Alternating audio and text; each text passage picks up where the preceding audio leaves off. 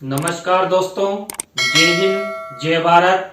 मैं हूं CL Saini, CDRK Saini BEd classes में आप सभी का हार्दिक स्वागत है, अभिनंदन है।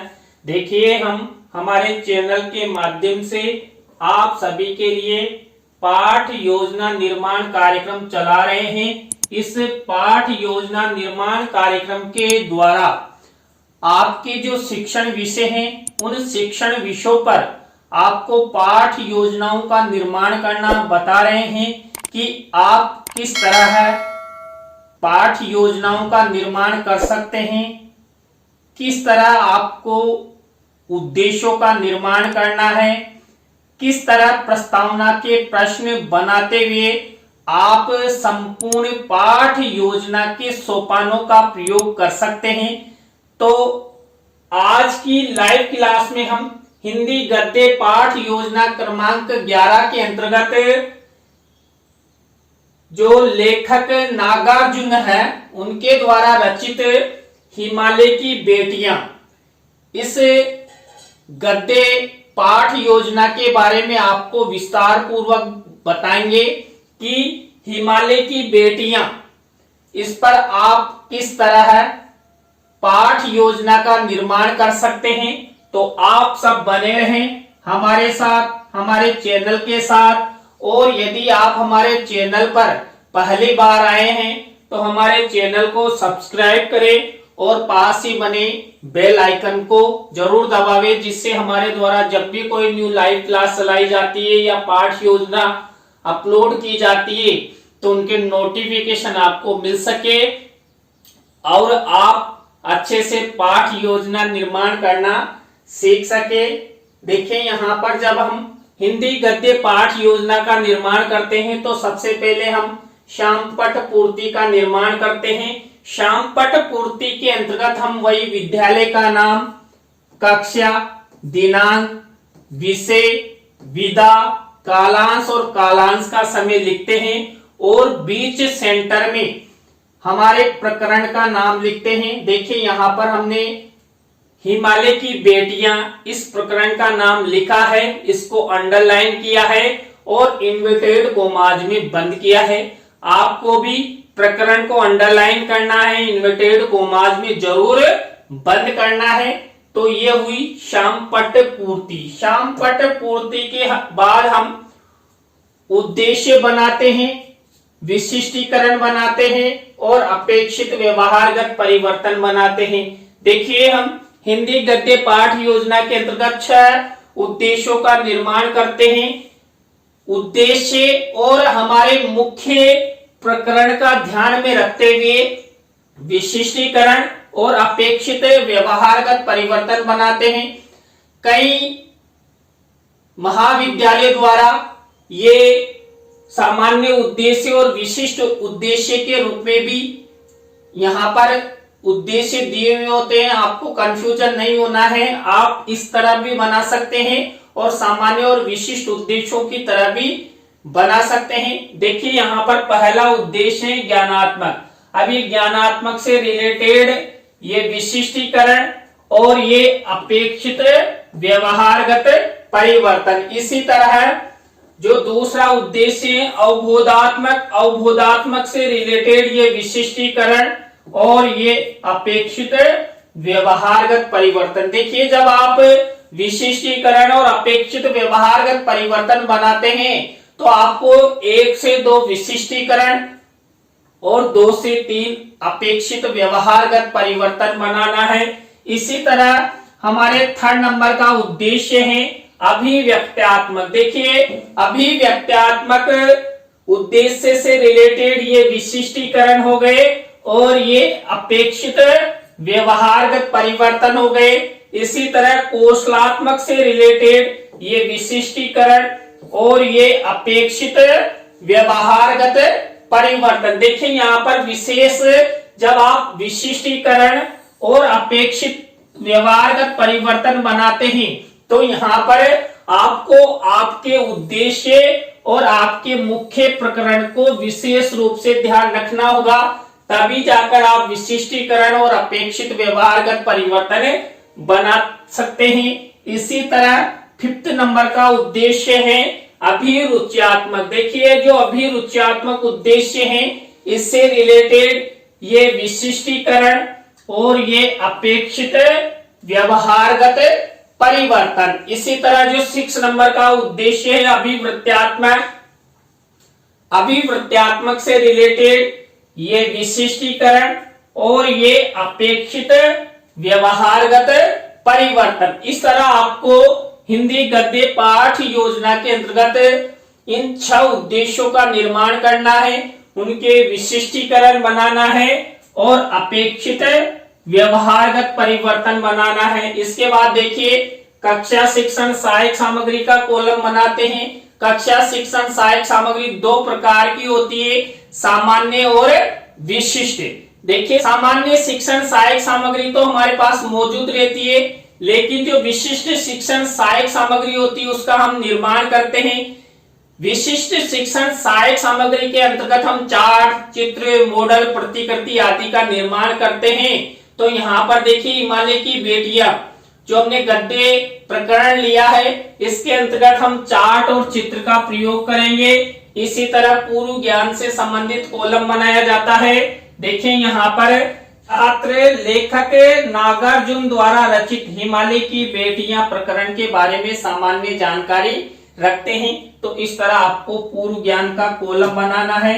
देखिए यहाँ पर हमने जो सबसे पहले श्यामपट्ट पूर्ति का निर्माण किया, उसके बाद उद्देश्यों और मुख्य प्रकरण के आधार पर विशिष्टीकरण और अपेक्षित व्यवहारगत परिवर्तन का। इसके बाद हमने कक्षा शिक्षण सहायक सामग्री का कॉलम बनाया और फिर पूर्व ज्ञान का। अब हमारी मुख्य पाठ योजना शुरू होती है। जो हमारा पाठ योजना का पहला शिक्षण बिंदु है प्रस्तावना। देखिए प्रस्तावना के अंतर्गत हम 3 से 5 प्रश्न बनाते हैं। प्रश्नों में तारतम्यता होती है, जिग-जैग होता है, अंतिम प्रश्न समस्यात्मक होता है और सरल से कठिन की ओर शिक्षण सूत्र का प्रयोग इन प्रस्तावना के प्रश्नों में किया जाता है। प्रस्तावना के प्रश्न छात्रों के पूर्व ज्ञान पर आधारित होते हैं और जो छात्रों द्वारा हमें उत्तर मिलता है उसी उत्तर से यहाँ पर प्रश्न बनाए जाते हैं। देखिए जो हिमालय की बेटियां प्रकरण है इसके बारे में यहाँ पर प्रस्तावना के प्रश्न मेरे द्वारा बनाए गए हैं। देखिए यहाँ पर पहला प्रश्न, सूर्य कौन सी दिशा में उदय होता है? देखिए सूर्य हमेशा पूर्व दिशा में उदय होता है। अब ये जो उत्तर मिला इसी उत्तर से हमारा नेक्स्ट प्रश्न बनेगा, दिशाएं कितनी होती है? देखिए यहाँ पर दिशा शब्द आ गया ना, तो दिशा से ही प्रश्न बनाया गया है। दिशाएं कितनी होती है? दिशाएं 4 होती है। अब इसी से अगला प्रश्न बना हुआ है, चारों दिशाओं के नाम बताइए। तो 4 दिशाएं पूर्व, पश्चिम, उत्तर और दक्षिण। अब यहाँ इसी उत्तर से हमारा नेक्स्ट प्रश्न बना हुआ है, भारत की उत्तर दिशा में कौन सी पर्वतमाला स्थित है? तो यहाँ पर उत्तर मिला हिमालय पर्वतमाला। अब इसी हिमालय पर्वतमाला से हमारा नेक्स्ट प्रश्न बना हुआ है, लेखक नागार्जुन द्वारा रचित हिमालय की बेटियां प्रकरण के बारे में आप सब क्या जानते हैं? तो ये हमारा अंतिम प्रश्न हो गया। अंतिम प्रश्न देखिए यहाँ पर समस्यात्मक है, प्रश्नों में तारतम्यता है, जिग-जैग है, सरल से कठिन की ओर शिक्षण सूत्र का प्रयोग किया गया है और छात्रों के पूर्व ज्ञान पर आधारित है। तो इस तरह आपको ये प्रस्तावना के प्रश्न बनाने हैं। प्रस्तावना शिक्षण बिंदु के बाद हमारी सेकेंड स्टेप आती है उद्देश्य कथन की। देखिए यहाँ पर उद्देश्य कथन में, बच्चों आज हम सब लेखक नागार्जुन द्वारा रचित हिमालय की बेटियां नामक प्रकरण के बारे में विस्तार पूर्वक अध्ययन करेंगे। तो देखिए ये उद्देश्य कथन का फॉर्मेट आपको बनाना है और शिक्षण सहायक सामग्री के कॉलम में आप हिमालय का चार्ट या चित्र या मॉडल छात्रों को बता सकते हैं। यहाँ पर अच्छा मॉडल है, यहाँ पर हिमालय का आप द्वारा बनाया जा सकता है। आप चित्र भी शिक्षण सहायक सामग्री के रूप में प्रयोग कर सकते हैं। तो ये उद्देश्य कथन हुआ। उद्देश्य कथन के बाद हमारी थर्ड स्टेप आती है पाठ प्रस्तुतिकरण। देखिए पाठ प्रस्तुतिकरण के अंतर्गत जो छात्र अध्यापक छात्र अध्यापिका होते हैं, ये कक्षा कक्ष के छात्रों को जिस पाठ का अध्ययन हम करवाने जा रहे हैं उससे संबंधित पृष्ठ संख्या को खोलने के लिए आदेशित किया जाता है। तो छात्र छात्रा क्या करते हैं, संबंधित प्रकरण को खोलकर यानी पाठ की पृष्ठ संख्या को खोलकर देखते हैं। तो इस तरह हमने प्रस्तावना, उद्देश्य कथन और पाठ प्रस्तुतिकरण, ये 3 शिक्षण बिंदु आपको बता दिए। 4th नंबर का शिक्षण बिंदु आता है आदर्श वाचन। देखिए, आदर्श वाचन छात्र अध्यापक छात्र अध्यापिका द्वारा किया जाता है। इसके अंतर्गत जो हमने मुख्य प्रकरण लिया है, यहाँ पर हिमालय की बेटियां लिया है, तो इसकी विषय वस्तु का आदर्श वाचन छात्र अध्यापक छात्र अध्यापिका द्वारा किया जाएगा। तो यहाँ पर शिक्षण सहायक सामग्री के कॉलम में आपको विषय वस्तु लगानी है। किससे रिलेटेड, हिमालय की बेटियों से रिलेटेड विषय वस्तु यहाँ पर आपको चस्पा करनी है किसी भी पेज में लिखकर। तो देखिए, मेरे द्वारा भी यहाँ विषय वस्तु लिखी गई है, इसके अंदर बॉक्स के अंदर बंद है, अभी खुलेगी। ये देखिए, ये विषय वस्तु खुल गई। ये हिमालय की बेटियां, इससे संबंधित विषय वस्तु है। आप स्क्रीनशॉट ले लीजिए, जिससे आप जब पाठ योजना का निर्माण करें तो आप इसका यूज कर सके। तो ये हमारा 4थे नंबर का शिक्षण बिंदु हुआ आदर्श वाचन। आदर्श वाचन के बाद हमारा 5वां स्टेप आता है अनुकरण वाचन। देखिए, अनुकरण वाचन के अंतर्गत जो आदर्श वाचन के समय छात्र अध्यापक छात्र अध्यापिका द्वारा जो विषय वस्तु का वाचन किया जाता है उसी का अनुकरण यहाँ पर छात्र छात्रा करते हैं। तो यहाँ पर जो छात्र अध्यापक छात्र अध्यापिका होते हैं वो आदेशित करते हैं, एक एक बच्चे को खड़ा कर करके पढ़ाते हैं कि आप भी मेरी तरह इस विषय वस्तु को पढ़िए। तो ये अनुकरण की स्टेप हुई। अनुकरण के बाद हमारी नेक्स्ट स्टेप आती है अशुद्धि संशोधन की। देखिए, अशुद्धि संशोधन के अंतर्गत जो छात्र अध्यापक छात्र अध्यापिका जब अनुकरण के लिए छात्र छात्राओं को निर्देशित करते हैं और छात्र छात्रा अनुकरण करते हैं, तो अनुकरण वाचन के समय छात्र छात्राओं द्वारा की गई अशुद्धियों को यहाँ पर छात्र अध्यापक छात्र अध्यापिका शामपट की सहायता से उनका शुद्धिकरण करवाती है। देखिए, एक तरफ अशुद्ध शब्द लिखे जाते हैं, एक तरफ शुद्ध शब्द लिखे जाते हैं। तो जो अनुकरण के समय छात्र छात्रा इन शब्दों की गलती कर सकते हैं, तो संभावित ये शब्द लिख लिए और ये शुद्ध शब्द लिख लिए। तो इस तरह आपको 7 से 8 शब्द अशुद्धि संशोधन में लेना है। श्यामपट कार्य वाले कॉलम पर ब्लैक शीट का मिनिएचर का निर्माण करना है और सिल्वर कलर के पेन से ये लिख देना है। तो इस तरह आपको ये अशुद्धि संशोधन का कॉलम बनाना है। अशुद्धि संशोधन के बाद हमारी नेक्स्ट स्टेप आती है काठिन्य निवारण की। देखिए, काठिन्य निवारण जो गद्य पाठ योजना होती है उसकी आत्मा होती है, आधार होता है। इसी के आधार पर जो हमारा मुख्य प्रकरण है हिमालय की बेटियां, इसकी जो विषय वस्तु है उस विषय वस्तु में से ऐसे शब्द लिए जाते हैं जो छात्र छात्राओं को व्याकरणिक ज्ञान प्रदान कर सके। तो यहाँ पर देखिए, मैंने 7 शब्द लिए हैं, उन शब्दों का अर्थ बताया है और मैंने कौन सी विधि प्रविधि प्रयोग में लिए और उसका प्रयोग बताया है। ये फॉर्मेट इस तरह आपको बनाना है। तो यहाँ पर अलग अलग विधि प्रविधि का प्रयोग करते हुए काठिन्य निवारण किया जाता है। देखिए, जो गद्य पाठ योजना होती है इसमें तो हम क्या करते हैं, काठिन्य निवारण करते हैं। लेकिन जब पद्य पाठ योजना बनाते हैं हिंदी में, तो वहां पर शब्दार्थ सरलीकरण किया जाता है। तो ये गद्य पाठ योजना से रिलेटेड है। तो ये काठिन्य निवारण हुआ। काठिन्य निवारण के बाद हमारी नेक्स्ट स्टेप आती है सारांश कथन की। देखिए, सारांश कथन जो संबंधित प्रकरण हिमालय की बेटियां हमने लिया है और आदर्श वाचन के समय जो विषय वस्तु का वाचन किया गया था उस विषय वस्तु में से ही यहाँ पर सारांश कथन किया जाता है। देखिए कोई भी लेसन होता है उसको एकदम से पूरा नहीं बनाया जाता। देखिए यहाँ पर जो हमने विषय वस्तु ली थी ना, वो 3 या 4 चैप्टर लिए, यानी एक संपूर्ण पाठ को 2 पाठ योजनाओं के माध्यम से भी हम अध्ययन अध्यापन करवा सकते हैं। तो संबंधित जितनी विषय वस्तु लिए उसी में से ये हिमालय की बेटियां पाठ का सारांश बनाया गया है। तो यहाँ पर इस तरह आपको इस फॉर्मेट का उपयोग करना है। सारांश कथन के बाद बोध प्रश्न बनाए जाते हैं। देखिए हिमालय की बेटियां जो विषय वस्तु ली थी उसी विषय वस्तु में से ये 5 बोध प्रश्न बनाने हैं और ये बोध उत्तर लिखने हैं। इस तरह आपको ये फॉर्मेट बोध प्रश्नों का बनाना है।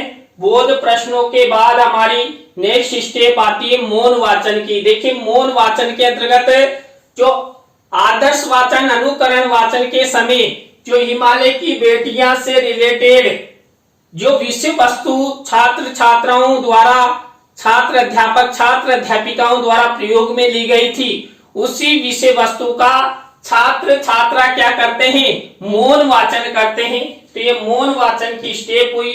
मौन वाचन के बाद विचार विश्लेषणात्मक प्रश्न। देखिए यहाँ पर जो विचार विश्लेषणात्मक प्रश्न किए जाते हैं ये क्यों और कैसे और थोड़े बड़े होते हैं।